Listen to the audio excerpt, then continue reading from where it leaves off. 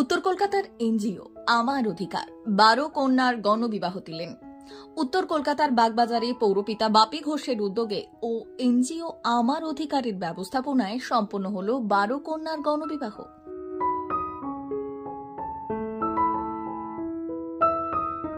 কন্যাদায়গ্রস্ত পিতামাতার মুখে ফুটল হাসি। সম্পূর্ণ রীতি মেনে শঙ্খ, উলুধ্বনি, সানাই সবকিছুর ব্যবস্থা হয়েছিল। খুব ভালো প্রীতিভোজের আয়োজন করা হয়েছিল। এই অনুষ্ঠানে উপস্থিত ছিলেন বহু বিশিষ্ট মানুষ। বাপি ঘোষ জানিয়েছেন 17 বছর ধরে তারা এই গণবিবাহের আয়োজন করে আসছে। এই অনুষ্ঠানে উপস্থিত ছিলেন কলকাতার মেয়র ফিরহাদ হাকিম, ছিলেন ডেপুটি মেয়র অতীন ঘোষ, উত্তর কলকাতার সাংসদ সুদীপ বন্দ্যোপাধ্যায়, মন্ত্রী ও শ্যামপুকুরের বিধায়ক ডাক্তার শশী পাঁজা, প্রাক্তন বিধায়ক মালা সাহা, স্মিতা বক্সি সহ বহু বিশিষ্ট মানুষ। নবদম্পতিকে সমস্ত অতিথি আশীর্বাদ করেন ও শুভ কামনা জানান। সবশেষে ছিল নবদম্পতির জন্য প্রীতি উপহারও।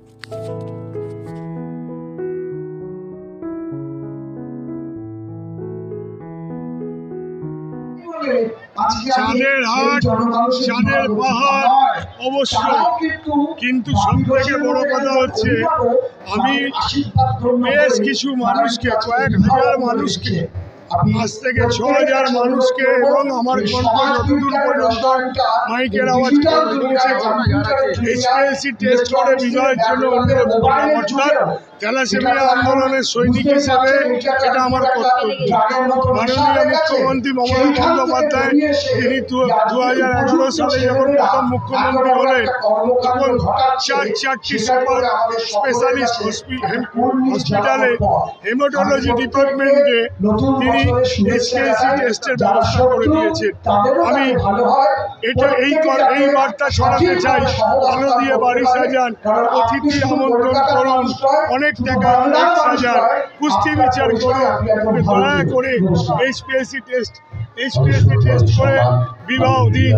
কারণ আগামী দিনে তাহলে থ্যালাসেমিয়ার মতো মারণ রোগ আপনার বাড়ির দোরগোড়ায় করা নাড়বে না। উপহার তুলে দেওয়া হচ্ছে নবদম্পতিকে গলার হার, শাঁখা, চুড়ি, কানের, তারপর তো শাড়ি আছে, সমস্ত রকম যত রকম একটা বিয়েতে আপনার আমার সন্তানের যেভাবে বিয়ে হয় ঠিক সেইভাবেই বিয়ে হচ্ছে। আচ্ছা, এই কন্যাগুলো কোথা থেকে এসছে? তারা প্রথম হচ্ছে 6টি কন্যা হচ্ছে পাথর প্রতিমা, কাকদ্বীপের থেকে একটু ভেতরে যেতে হয়, আর 6টি কন্যা হচ্ছে হলদিয়া, পূর্ব মেদিনীপুর।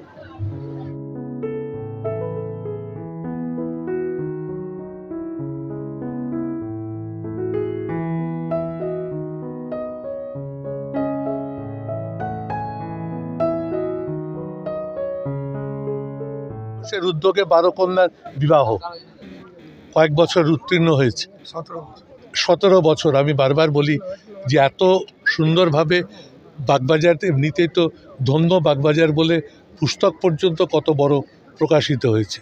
বাগবাজারের নামের সঙ্গে কলকাতার নামের একটা অঙ্গাঙ্গিভাবে ঐতিহ্যের ইতিহাসের যোগও আছে।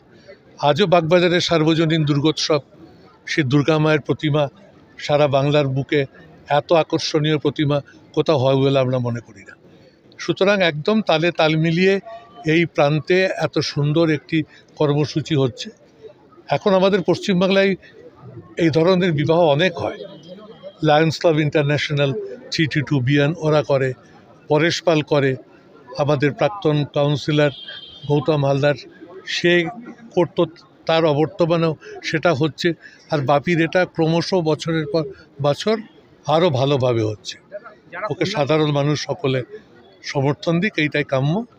অনেক মানুষ এসেছিলেন, স্বয়ং মেয়র এসেছিলেন, শশী পাঁজা এসেছিলেন, অনেক কাউন্সিলর এসছেন, অনেক সমাজসেবার সঙ্গে যুক্ত এমন বহু মানুষ এসছেন।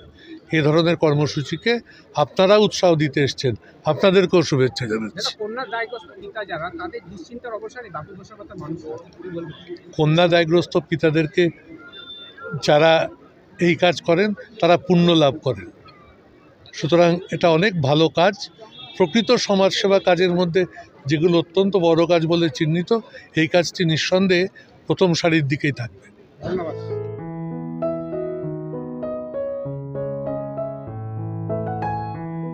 এটা গত 17 বছর আগে বাপি শুরু করেছিল এবং এর উজ্জ্বলতা 17 বছর বাদে দারুণভাবে বেড়েছে, কমেনি। কিন্তু আমি মনে করি যে এই যে গণবিবাহ এর প্রয়োজনীয়তা আগামী 10 বছর বাদে কমে যাবে।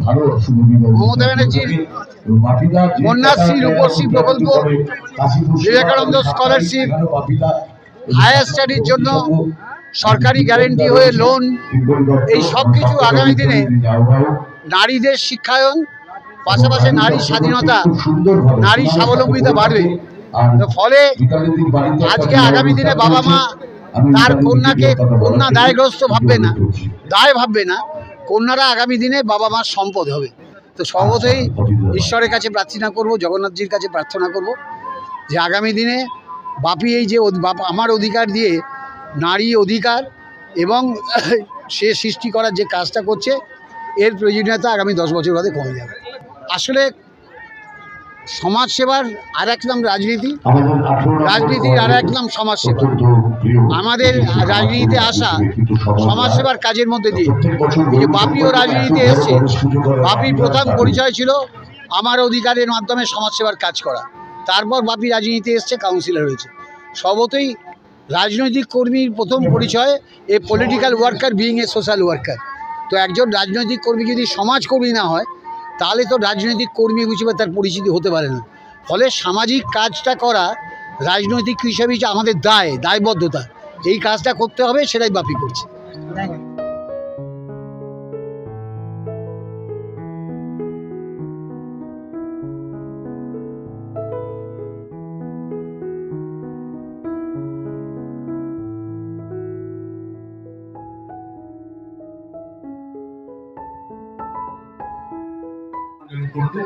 বাপি ঘোষ প্রত্যেকবারই এরকম 12 কন্যার বিবাহ একসঙ্গে করে মায়ের আমাদের অধিকার থেকে, এবং আমরা চাই যে নবপরিণত যারা কাপেল তারা যেন তাদের আগামী জীবনটা যাতে সুখের হয়।